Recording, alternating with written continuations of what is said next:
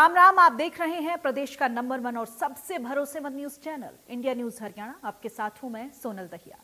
लोकसभा चुनाव की तारीखें नजदीक आ रही हैं। राजनीतिक पार्टियों ने चुनाव प्रचार भी तेज कर दिया है, लेकिन चुनावी जोश में ही नेता अपना होश गंवा देते हैं और अपने विपक्षी पार्टी के नेताओं के बारे में ऐसी बात बोल जाते हैं जो उनको ही कई बार भारी पड़ जाती है।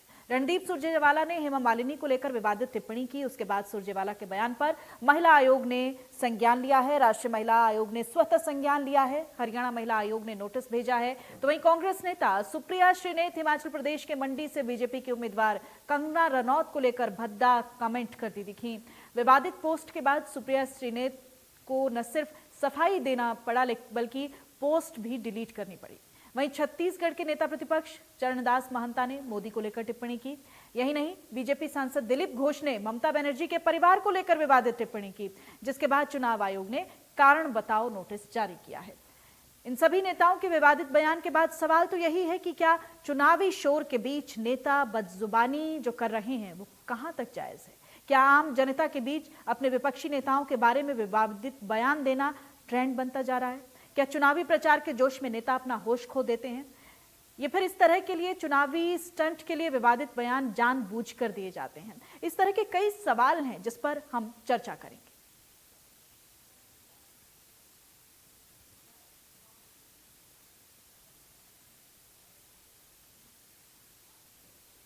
ये एक अलग नरेंद्र मोदी के खिलाफ अगर कोई लाठी धर के खड़े हो सकते तो तुम्हारे सांसद खड़े हो सकते।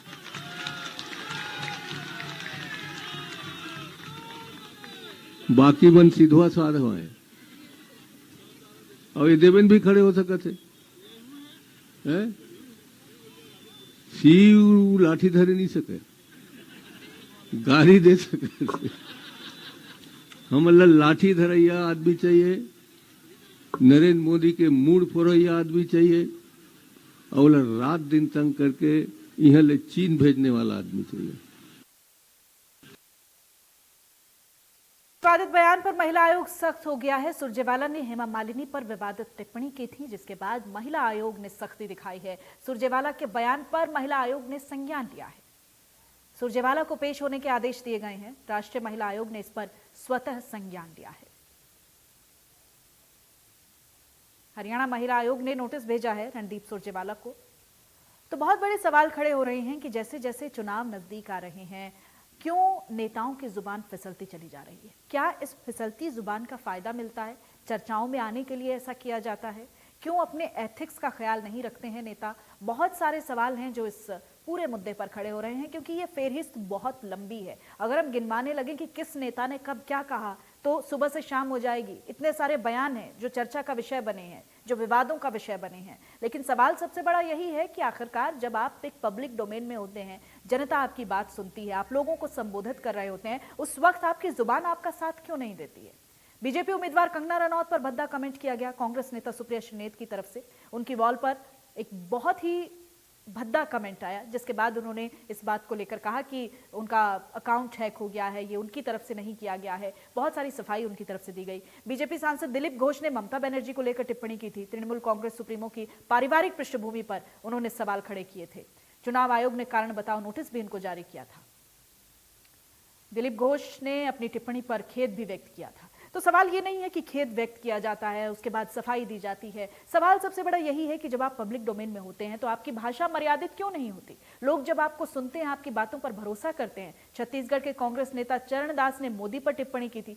नरेंद्र मोदी का सिर फोड़ने की बात कही थी। भूपेश को जिताकर दिल्ली भेजिए, मोदी को चीन भेजेंगे। ये बात छत्तीसगढ़ के कांग्रेस नेता चरणदास की तरफ से कही गई थी। बहुत सारे ऐसी लंबी फेहरिस्त है जिसको जब आप गिनवाने लगेंगे तो बहुत ही शर्मसार करने वाली ऐसी टिप्पणियां सामने आएंगी जो कहीं ना कहीं नेता की छवि को तो बिल्कुल शोभा नहीं देती हैं।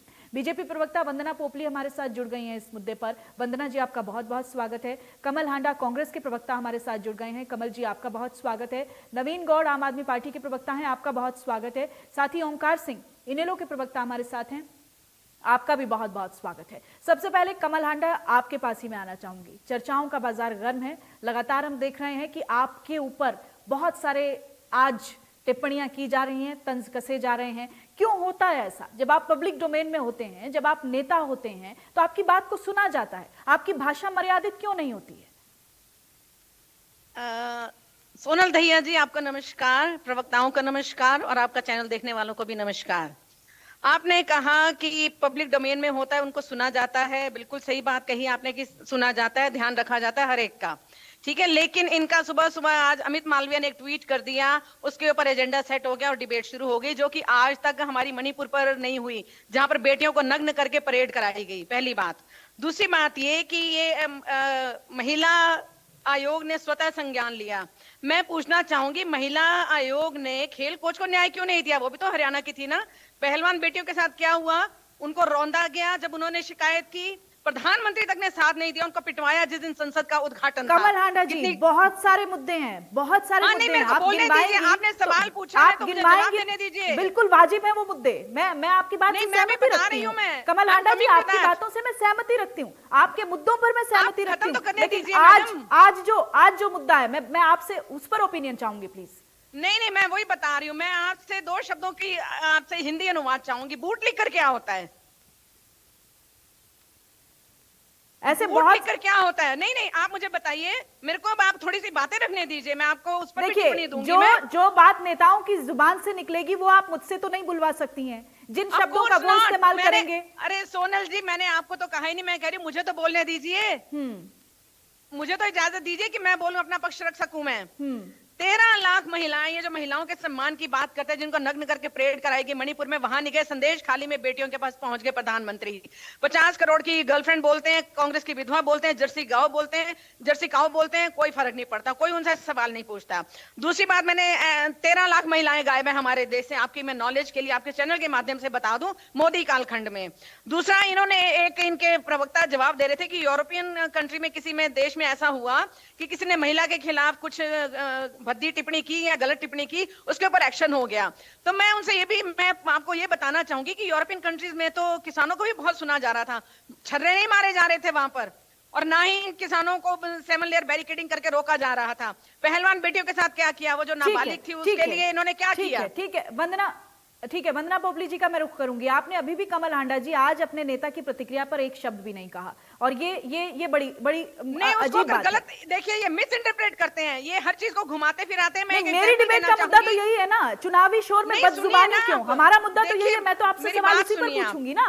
ठीक है, तो मैं बता रही हूं आपको, वंदना जी राहुल जी ने एक शक्ति वर्ड इस्तेमाल किया था, उन्होंने शक्ति का वर्ड इस्तेमाल किया था ईडी, सीबीआई और इनके इलेक्शन कमीशन के लिए, और इन्होंने कैसे ले लिया? नारी शक्ति की तरफ घुमा दिया इन्होंने। तो मैनिपुलेटर तो ये बहुत बड़े हैं ही, इसमें कोई शक नहीं है। वंदना जी, बात को जितना मर्जी घुमा ले, बहुत लंबी है, क्योंकि इनके पास और ठीक है। कमल जी, मैं आपकी बात से एग्री करती हूँ, और आज सभी प्रवक्ता निशाने पर हैं, क्योंकि कोई भी पार्टी को बख्शा नहीं जा रहा, किसी भी पार्टी के नेता अपनी भाषा को संयमित रख नहीं पा रहे हैं। तो मैं केवल आप पर दोषारोपण नहीं कर रही हूँ, एक बहुत लंबी फेहरिस्त यहाँ बीजेपी की भी निकल कर आ जाएगी। वंदना पोपली जी। चाहूंगी सोनल, मुझे लगता है कि बेशर्मी की हद हो गई है। मतलब एक महिला होने के बावजूद आप किस तरह से बचा रहे हैं। आप यहाँ पर ये बताना चाह रहे हैं कि उन्होंने जो कहा है वो सब सही कहा है। काश एक बार तो कह देते कि गलत है, किसी महिला के लिए ऐसा नहीं कहा जाना चाहिए। मैं जब एक अपनी पार्टी के प्रवक्ता होते हुए बोल सकती हूँ कि महिला होने के नाते मैं मानती हूँ किसी भी महिला के खिलाफ इस तरह के शब्दों का इस्तेमाल नहीं होना चाहिए, लेकिन कांग्रेस की प्रवक्ता एक शब्द नहीं बोल पाई। मैं क्या कहूँ, मतलब मैं जितनी आक्रोशित हूँ उतनी ही दुखी हूँ। जो आज हमने भाषा सुनी है रणदीप सिंह सुरजेवाला की, वो किसकी भाषा है? वो बोली है कांग्रेस की, वो भाषा है कांग्रेस की, वो सारी शब्दावली है कांग्रेस की। और ये जो बोल रहे हैं वो एक जिम्मेवार नेता है कांग्रेस के, जो अपने आप को प्रवक्ता, राष्ट्रीय प्रवक्ता के पद पर भी पाते हैं, जो कई जो प्रदेश है उनके प्रभारी भी हैं। और जब एक प्रवक्ता होता है तो वो बोलने से पहले 10 बार सोचता है। वंदना जी, आपके नेताओं की बदजुबानी पर आप खेद व्यक्त करेंगी? मैंने तो आपको पहले ही बोल दिया कि अगर कोई भी महिलाओं के खिलाफ बोलता है तो मैं उस चीज के कभी भी फेवर में नहीं हूँ, लेकिन इस चीज को समझना चाहिए कि एक जिम्मेवार व्यक्ति जब खड़ा होता है लोगों के बीच में बोलने के लिए, उसके सामने माइक है, तो उसको सोचना चाहिए क्या बोलना है। मैं ये पूछना चाहती हूँ सोनल, ऐसा क्यों है कि हमेशा महिलाओं पर ही क्यों अटैक किया जाता है? कि इतनी सॉफ्ट टारगेट हो गई है महिलाएं? कमल हांडा जी, ये वाजिब बात है क्योंकि आप एक महिला हैं, मैं एक महिला हूं, मेरे पैनल में 2 महिलाएं आज बैठी हैं। अगर एक बहुत लंबी फेरिस्त नेताओं की गिनवाई जाएंगी तो आप इस बात से एग्री करेंगे कि निशाने पर हमेशा महिलाएं होती हैं। महिलाओं पर ही टिप्पणी क्यों की जाती है? ये बहुत बड़ा सवाल है और ये गंभीर सवाल है जिसमें हमें भी मंथन करने की जरूरत है कि ऐसी क्या कमी है कि केवल और केवल महिला निशाने पर रहती है, महिला टारगेट पर रहती है। वंदना जी, ठीक है, बात बताने दीजिए, मैं आऊंगी आपके पास। कमल जी, आऊंगी मैं आपके पास। देखिए, मैं किसी के बीच में नहीं टोकती, कृपा करके आवाज को तो, महिलाओं की आवाज को तो जाने दे। कमल हांडा जी, आप खुद भी महिला हैं, कम से कम आज तो आवाज जाने दीजिए। मतलब ये जो सोच है कि महिलाओं को किस तरह से अटैक करना है। अब हेमा मालिनी जी का क्या मतलब, ये बताइए। हेमा मालिनी जी मथुरा से सांसद हैं, वो इलेक्शन लड़ रही हैं और ये यहाँ पर कैथल में भाषण दे रहे हैं। वो कहाँ से क्या कनेक्शन निकाल रहे हैं, मुझे समझ ही नहीं आता। ये मोहब्बत की दुकान खोलने की बात करते हैं, मोहब्बत की दुकान खुलती है तो कभी तो गालियां निकल जाती हैं, वोटर्स को राक्षस तक कह देते हैं। और आज ये महिलाओं के खिलाफ जिस तरह की आपत्तिजनक टिप्पणी कर रहे हैं, मैं तो बोल भी नहीं सकती यहाँ पर। उन्होंने जो बोला है उसको रिपीट करना भी मुश्किल है कि किस तरह से उन्होंने शब्दों का इस्तेमाल किया है। और एक जिम्मेवार नेता अगर माइक पे खड़े होकर ये बोलता है तो ये सोचना चाहिए कि कम से कम किस पार्टी की क्या सोच है, ये भी देखना जरूरी है। ठीक है, ठीक है। नवीन गौड़ जी, आम आदमी पार्टी के प्रवक्ता भी हमारे साथ जुड़े हुए हैं। नवीन जी, क्या ये एक इंट्रोस्पेक्शन की बात नहीं है क्या नेताओं के लिए, जब वो पब्लिक डोमेन में होते हैं, जब जनता, मैं बार बार कह रही हूं कि उनकी बातों से कन्विंस होती है, उनकी बातों को, नेताओं की रैलियों से जो भाषण होते हैं उन बातों को वो अपने घर लेकर जाते हैं, अपने घर पर उनको लेकर डिस्कशंस करते हैं, क्यों नहीं ये भाषा संयमित रह पाती है? चुनाव जैसे जैसे नजदीक आ रहे हैं, जुबानें फिसलती चली जा रही हैं। देखिए, सबसे पहले तो मैं आप सभी को नमस्कार करना चाहता हूँ और आपके दर्शकों को भी और मेरे पैनलिस्ट साथी उन सभी को भी हाथ जोड़ के नमस्कार करना चाहता हूँ। और देखिए, हमारे देश में पिछले कुछ दिनों में राजनीति का और बयानबाजी का जो स्तर गिरा है वो वाकई में शर्म दिलवाने वाला है। और पिछले कुछ दिनों में चाहे वो महिलाओं के ऊपर टिप्पणी हो या आम नागरिक पे भी टिप्पणी हो, ये और या धर्म पर भी टीका टिप्पणी करने वाले बहुत सारे लोग हैं। तो उन जो भी है, और मैं किसी एक पार्टी को ना डिफेंड करने की कोशिश कर रहा हूँ और ना एक पार्टी को किसी साइड खींचने की कोशिश कर रहा हूँ। कोई भी राजनीतिक दल है, कोई भी नेता है, उसे 100 बार सोचना चाहिए उसके मुंह से जब भी कोई बयान निकलता है, जब भी कोई महिलाओं के प्रति या किसी भी दूसरे नागरिक के प्रति बयान निकलता है, धर्म के प्रति कोई बयान निकलता है, उस पे 1000 बार सोच के कहना चाहिए। आपने बिल्कुल सही कहा कि जब भी लोग किसी नेता की बात सुनते हैं, भाषण सुनते हैं, उनको मानते हैं, उनको अपना आदर्श मानते हैं, उनको फॉलो करते हैं और फिर वो उन्हीं बातों को लेके अपने जहन में जाते हैं और उन्हीं बातों को अपने दिमाग में रखते हैं और जिसके आधार पर वो फिर अपनी आगे का उनका डिस्कशन, प्रचार प्रसार का उसी आधार पे चलता है। तो परंतु मैं एक चीज कहना चाहता हूँ, मैं एक चीज कहना चाहता हूँ कि इस कड़ी में कोई बचा नहीं हुआ है। अगर भारतीय जनता पार्टी को ये लग रहा है कि नहीं हम थोड़े पीछे हैं, तो सबसे पहले तो भारतीय जनता पार्टी को मैं कहूंगा, हमारे जो राष्ट्रीय संयोजक है माननीय श्री अरविंद केजरीवाल जी, उनको इन्होंने, प्रधानमंत्री जी ने, मोदी जी ने रामलीला मैदान से क्या कहा था कि मैं तो बहुत भाग्यशाली हूं, मैं तो बहुत भाग्यवान हूं। ये जो है, इसके अरविंद केजरीवाल जी के भाग्य बहुत खराब है। मेरे आने से देखो डीजल सस्ता हो गया। उस टाइम पे कुछ डीजल, क्रूड ऑयल के रेट कम हुए थे और क्रूड ऑयल के रेट कम हुए थे। इन्होंने जी बहुत सारे बयान हैं, बहुत सारे बयान हैं। दूसरी बात, इसमें एक और इम्पोर्टेंट, बहुत ही महत्वपूर्ण विषय है। मुझे कहीं ना कहीं ये भी लगता है कि जो महत्वपूर्ण मुद्दे हैं, और महत्वपूर्ण मुद्दा आज ईडी और सीबीआई के दुरुपयोग का है, महत्वपूर्ण मुद्दा आज 60 करोड़ की रिश्वत जो शरद चंद्र रेड्डी से ली है। एक बयान देकर नेता उसको पूरी तरह से दूसरे ट्रैक पर ले जाते हैं, डिस्कशन का मुद्दा ही अलग हो जाता है। एब्सोल्युटली, मैं वही कह रहा हूं। आज जो सबसे महत्वपूर्ण मुद्दा है, शरद चंद्र रेड्डी को 60 करोड़ की रिश्वत का जो सबसे बड़ा मुद्दा है, उस मुद्दे को दबाना चाहती है भारतीय जनता पार्टी। जो एक ऑफिशियल रिश्वत ली गई है शरद चंद्र रेड्डी से, ऑफिशियल एक रिश्वत ली है। मैं वंदना जी से एक सवाल पूछना चाहता हूँ। वंदना जी से एक सवाल पूछना चाहता हूँ। वंदना जी से मैं ये पूछना चाहता हूँ, बैठे हैं प्रवक्ता, बैठे हैं, जवाब देंगे। मैं इनसे ये पूछना चाहता हूँ कि इन्होंने शरद चंद्र रेड्डी जो शराब कारोबारी है, इनसे 60 करोड़ रुपए की रिश्वत क्यों ली? आज नेताओं की बदजुबानी पर बात करते हैं ना नवीन जी, ये मुद्दा भी रखेंगे डिबेट में, सारे मुद्दे रखेंगे, सारे मुद्दे रखेंगे, लेकिन आज हम उसी पर रहते हैं, आज हम उसी पर रहते हैं। ओंकार सिंह जी से मैं टिप्पणी लेती हूँ। ओंकार सिंह जी, महिलाओं के सोनल लिए जी। बड़े बड़े वायदे किए जाते हैं, अपने मैनिफेस्टो में भी करते हैं, भाषणों में भी करते हैं, लेकिन जब बात होती है वोट बैंक को अपने हिस्से में लाने की, तो क्या बदजुबानी से ज्यादा वोट मिलते हैं क्या? सोनल जी, पहले तो मैं आपका और आपके चैनल का धन्यवाद करता हूं कि आपने ये मुद्दा उठाया। दूसरा, मैं ऐसे किसी भी बयान की निंदा करता हूं, चाहे वो हमारी पार्टी के किसी नेता ने दिया हो, चाहे किसी भी पार्टी के नेता ने दिया हो, क्योंकि सार्वजनिक जीवन में अगर कोई नेता या व्यक्ति ऐसा बयान देता है तो लोग उसका अनुसरण करते हैं। तो आपने दो प्रश्न पूछे थे कि ऐसी जुबान क्यों फिसलती है। देखिए, ऐसी जुबान कभी नहीं फिसलती, इसके पीछे कई कारण हो सकते हैं। पहला कारण तो ये हो सकता है कि उस नेता की सोच ही घटिया हो जो ऐसे गलत बयान देता है। दूसरा कारण हो सकता है कि वो सस्ती पॉपुलैरिटी हासिल करने के लिए, अपनी टीआरपी बढ़ाने के लिए, लोग मेरे को सुने, मैंने क्या किया, मेरा विरोध करें और मैं पॉपुलर हो जाऊं, ये भी पॉसिबल है। तीसरा, ये पॉसिबल है कि अपने आकाओं की नजर में आने के लिए ये बयान दिए जाते हैं, जानबूझकर भी दिए जाते हैं, ऐसी कोई वो बात नहीं है। और चौथी है कि ध्यान भटकाने के लिए जब हम किसी व्यक्ति का, किसी संस्था का, किसी सेगमेंट का, जनता के ध्यान किसी दूसरे मुद्दे पर भटकाना चाहते हैं, तो ये सोची समझी साजिश के तहत भी हो सकता है। दूसरा प्रश्न आपने बहुत बढ़िया पूछा, क्या ऐसे बयानों से कुछ फायदा होता है? तो मेरा ये मानना है व्यक्तिगत कि ऐसे बयानों से पार्टी का और उस व्यक्ति का नुकसान होता है। जनता की एक आम राय बनती है। बिल्कुल ओंकार सिंह जी, आप अमुक सही कह रहे पार्टी के हैं। अपने आकाओं को खुश नहीं, वो अपने आकाओं को भी घसीट देते हैं ऐसे बयानों के साथ साथ। पूरे पूरे शीर्ष नेतृत्व पर, पूरे आला कमान पर प्रश्न चिन्ह खड़े हो जाते हैं। कमल हांडा जी, वो जानबूझकर दिया जाता है। जी, ऐसा जी, बयान मैं जानबूझकर जवाब देना दिया चाहूंगी जाता है, बारी-बारी से नीति के सबका। तहत दिया जाता है। ठीक है, ठीक है बारी-बारी से ओंकार जी। सबका जवाब देती हूँ मैं। पहले तो ओंकार जी का जवाब दे दूं, क्योंकि छोटा सा जवाब है। ये कहते हैं टीआरपी बढ़ाने के लिए, कोई टीवी चैनल नहीं है सुरजेवाला जी जो टीआरपी बढ़ाएंगे। पहली बात तो मैं आपको ये मैंने बता आपको दूं। तो कहा ही नहीं। नहीं, मैंने तो आपने सबको कहा, आपको नहीं बोला मैंने। नहीं, आपने टीआरपी मैंने बढ़ाने के सारे लिए आपने कहा ना प्रवक्ताओं को सस्ती कहा, सारे पॉपुलैरिटी। नेताओं को कहा, अरे चाहे अब वो आप यादव मुझे का, चाहे कांग्रेस का। उन्होंने उसमें सारे आपने नेताओं बात का क्यों जिक्र होगी? किया है, आपने अपने ऊपर ले लिया कमल जी। वो कह रहे हैं कि जो भी आप नेता तमाम ऐसा के करते हैं, प्रबंधन जो को भी सब नेता जिक्र ऐसा किया। करते हैं, मैंने बोला चाहिए, उनको मैंने पता बोला क्यों चाहिए। नहीं उसके है? खुश हो ऊपर, रही उसके हैं आगे वो। जो भी कोई लगा बात- है, भी अच्छा, लगा चलिए है। मुझे जवाब देने दीजिए, ठीक मैं है, जवाब ठीक दे है, दूं ठीक मैं। है।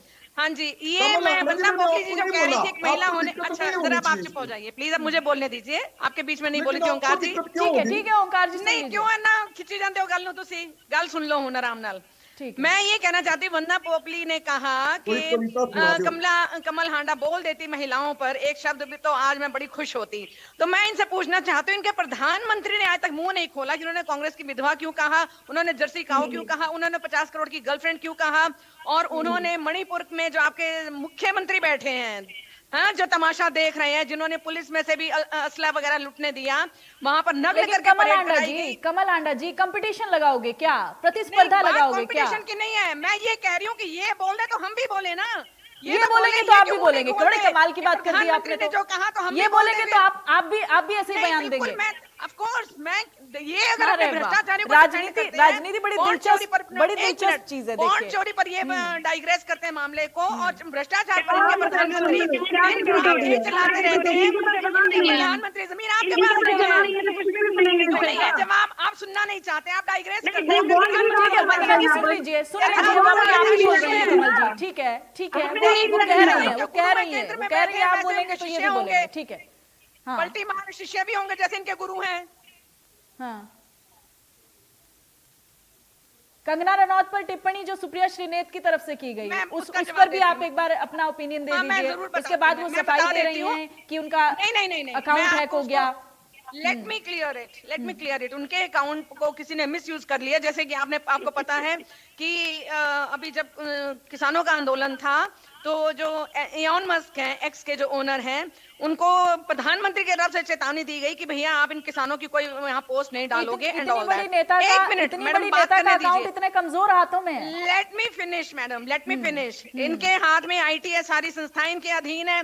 ये क्या नहीं कर रही, ये सारे जग को पता है। मतलब अच्छा, इसमें भी करवाया गया ये? ओके ओके, नहीं, एक मिनट, बिल्कुल करवाया गया है। अच्छा। और सिटिंग 2 सीएम भी इन्होंने अरेस्ट करवाए। मैं ये बताना चाहती हूँ कि कंगना रनावत, पहले तो उसकी मैं बात कर लूं कि वो कैसी एक महिला है जिसने हमारे शहीदों का अपमान किया। भी महिला है वो, जैसी भी महिला है, लेकिन मैडम, क्या आप बात ये पूरी नहीं लिखेंगे करने सोशल दे रहे मीडिया आप। पर उनके लिए? आप मुझे बात पूरी करने दीजिए। जिन्होंने हमारे शहीदों का अपमान किया, लेकिन आगे मैं आ रही हूं, मैं let me finish my sentence. आगे मैं ये कहने चाह रही हूँ कि कंगना उनके सुप्रिया श्रीनेत जी के अकाउंट में से किसी ने उसको वो करके उसमें से गलत ट्वीट कर दिया, जो भी शब्दावली उसने बोली गलत की, और सुप्रिया श्रीनेत जी ने उसको अपने अकाउंट से ब्लॉक करवा दिया जिसने भी किया। ये गलत बात फैलाई जा रही है कि सुप्रिया श्रीनेत जी ने टिप्पणी की, उन्होंने कोई टिप्पणी नहीं की है। वो एक बहुत सभ्य महिला है, एआईसीसी की फायर ब्रांड स्पोक्स पर्सन है। इनकी जानकारी के लिए बता दो, शायद ये नहीं देखती होंगी उनके वीडियोस। आपके यहाँ कोई एक ऐसा होगा भी नहीं भाजपा में, सारे चरण चाटुकार हैं आप लोग और सारा दिन भ्रष्टाचार बर्बाद नहीं करते। हर पार्टी की अपनी विचारधारा होती है, हर पार्टी की अपनी विचारधारा, हर पार्टी के अपने प्रवक्ताओं की अपनी एक लिस्ट है, उसमें कोई कम हो सकता है, कोई ज्यादा हो सकता है, जरूरी नहीं कि 3 बार प्रेसिडेंट का अपमान किया, 3 बार प्रेसिडेंट का अपमान किया, आपकी आका ने उस पर कुछ शब्द बोल दिए आपकी वंदना जी। ठीक है वंदना जी, ठीक है। देखिए मुझे लगता है कि सिंह की बातों को इन्होंने तुरंत अपने ऊपर लिया, तो इनको भी अंदर से पता है कि गलत कौन है, वो समझ आता है कि गलत कौन है, इनको क्लियरली पता है कि इनकी पार्टी का चाल चरित्र चेहरा क्या है। इनको चुप कराइए कृपया करके, इनको चुप कराइए। ये बार बार जस्टिफाई कर रही है, ये क्या जवाब दे रही हैं? ये जवाब दे रही है कि आप मोदी बोलेंगे तो भी हम कह देंगे, शायद इन्होंने सुना नहीं है। क्यों नहीं आपने सुना? अरे मैं क्या बोला उसका बोलो ना, आपके आका ने क्या बोला? मुझे ऐसा लगता है वंदना जी, कमल जी, मुझे ऐसा लगता है कि हम पार्टी की प्रवक्ता बाद में होती हैं, हम एक महिला पहले होती हैं। हमें लगता है प्रवक्ता की बात बताओ तो कल इतनी बदतमीजी करी उन्होंने मेरे साथ, दुर्भाग्य है कमल जी, ये दुर्भाग्य है कि महिलाओं के प्रति टिप्पणी होती है तो महिला उस पर फिर से तनकर आती हैं, उन्हें लगता नहीं कि ये गलत हो रहा है। ये दुर्भाग्य है, ये दुर्भाग्य है कमल जी। मैं बीजेपी के पक्षधर नहीं, मैं कांग्रेस के पक्षधर नहीं, मैं किसी पार्टी की पक्षधर नहीं हूँ, लेकिन आप महिला के प्रति इस तरीके से बदतमीजी करेंगे तो एक महिला होने के नाते दर्द होना चाहिए कमल जी, आपको दर्द होना चाहिए। बिल्कुल होना चाहिए, इनको भी होना चाहिए, इनको पहले होना चाहिए क्योंकि इन्होंने बहुत सारे गलत काम किए हैं। आप देखिए ना, हाथरस की गुड़िया आधी रात को जला दी, कुलदीप सिंह सेंगर, ब्रिजभूषण शरण सिंह, संदीप सिंह और आपके कठुआ के पुजारी, और उधर से ये तो दूसरी बात होती रहेंगी। अगर इनका बस चले तो ये भी बयान दे दें। आप दे सकती हैं, आप दे सकती हैं, हम नहीं कर सकते। झूठ बोलना आपकी फितरत है, हमारी नहीं है। झूठ बोलना आपकी फितरत है वंदना पोपली, आपकी फितरत है, हमारी नहीं है। आज तो महिलाओं पर कंसंट्रेटेड है पूरी डिबेट, ठीक है मैडम, फिर उन पर विचार होनी चाहिए। अगर इस बात पर बात हो रही है तो हमारी बात होनी चाहिए। हैरानी हो रही है, मणिपुर पर क्यों चुप है ये, मणिपुर पर क्यों चुप है, मैं ये पूछना चाहती हूँ। लगातार बोलती रहेंगी तो किसी को आप बोलने का मौका नहीं देंगी क्या? आप भी तो यही करते हैं, बोलने का मौका नहीं देंगी क्या? कमल जी आपने तो पूरी प्रतिस्पर्धा लगा रखी है, अगर वो बदतमीजी करेंगे तो आप भी बदतमीजी करेंगी, जिस रेस में वो चलेंगे आप। अरे राजनीति की धारा बदलिए ना, अगर आपको लगता है आपत्ति है तो दूसरी धारा चुनिए ना। आप मिलेगा तो उनको मैं ठोक कर जवाब दूंगी। इनके एक प्रवक्ता ने कल बड़ी घटिया भाषा इस्तेमाल करी मेरे लिए, ये महिला सम्मान की बात करती हैं। ठीक है, आप एग्रेशन में हैं, अच्छी बात है, लेकिन ये एग्रेशन तब भी होता तो बहुत बढ़िया रहता जब महिलाओं के प्रति टिप्पणी की गई, उस पर भी एग्रेशन आता, मुझे बहुत अच्छा लगता। ठीक है, नवीन गौड़ जी का मैं रुख करूंगी। मैं दोनों प्रवक्ताओं को बहुत कम समय दे पाई हूँ। मैं यहाँ पर चैनल पे बिठा रखा है, इनको बोलने की तमीज इनको म्यूट कराइए कृपया करके। ठीक है कमल आंडा जी, हो गया, प्लीज चुप करा दीजिए, मेरे पर please try to understand Kamal ji. We have 3 more panelist, please. ठीक है वंदना जी, बहुत छोटा सा कमेंट, उसके बाद मैं नवीन जी का रुख करूंगी। बहुत कम समय दे पाई हूँ मैं दोनों लोगों को। कांग्रेस की प्रवक्ता बाद में, पहले महिला है, ये याद रखिए। मेरे को मत बताओ मैं महिला हूँ या नहीं हूँ, अपने प्रवक्ताओं से पूछो, अपने प्रवक्ताओं से पूछो वो क्या बोलते हैं, जो आपके नेता चैनल पर मुझे। नवीन गौड़ जी, ठीक है, ओके। मेरा तो जवाब नहीं आया। बहुत छोटा सा कमेंट, ठीक है, बहुत छोटा सा कमेंट। नवीन जी, ठीक है कमल आंडा जी, प्लीज होल्ड। इनको शब्द बोलने के जी सोनल जी बोलिए प्लीज। नवीन जी, ये इस वक्त जो कंपटीशन की राजनीति चल रही है कि अगर हम बयान देंगे तो हम पलटकर आपको बयान देंगे, आप जिस धारा पर चलेंगे हम भी उसी धारा पर चलेंगे, इसमें बीच में तो जनता पिसती है ना। सबसे बड़ी प्रॉब्लम तो वहां होती है जब आप धारा नहीं बदलना चाहते, आप उसी रेस में आगे से आगे बढ़ना चाहते हो। देखिए, महिलाओं के सम्मान की बात हो, चाहे किसी धर्म के सम्मान की बात हो या किसी जाति के सम्मान की बात हो, इस प्रकार के बयान देना निंदनीय है। और इसकी सराहना करना या इसमें कंपटीशन करना, एक दूसरे के साथ प्रतिस्पर्धा करना, ये भी गलती है। इसमें कोई बहुत बड़ी बात नहीं है। कहीं ना कहीं मुद्दों से भटकाने के लिए ये सब करा जाता है। अब भारतीय जनता पार्टी के लोगों ने अगर मैं अभी देख रहा था, मैंने नेट पे कुछ सर्च करा, आपका टॉपिक देख के सर्च करा था, मैं देख रहा था इतने भद्दे भद्दे बयान हाँ हाँ, इसमें कौन सी बात है, सब अपनी प्रिपरेशन करते हैं। तो ममता बनर्जी जी के ऊपर दिलीप घोष जी ने मल्टीपल टाइम्स उन्होंने अटेम्प्ट करे हैं उल्टे सीधे बयान देने पर। प्रियंका नहीं कर सकते ना कि इसलिए रणदीप सिंह सुरजेवाला से बोल सकते हैं। नहीं, आप उसके लिए भी बोलिए ना, समय नहीं है मेरे पास।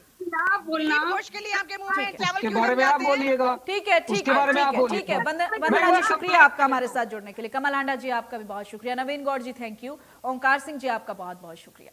तो जेंडर के प्रति संवेदनशीलता होनी चाहिए। अगर हम विदेशों के भी उदाहरण गिनवाने लगेंगे तो कड़ी से कड़ी सजा इस तरह के बयानों पर वहां पर राजनेताओं को हमने मिलती हुई देखी है। लेकिन आज राजनीति में न जाने कौन सा चस्का है कि आप इस तरह के बयान देंगे, आप पॉपुलर हो जाएंगे, या फिर आप राजनीति का रुख बदल देंगे, आप जनता के बीच एक अलग छाप छोड़ देंगे। ये तो जनता को तय करना है कि सबसे पहले संवेदनशील आपको जेंडर के प्रति होना है, और यही आज की जरूरत भी है। फिलहाल वक्त एक छोटे से ब्रेक का है, फौरन होंगे हासिल।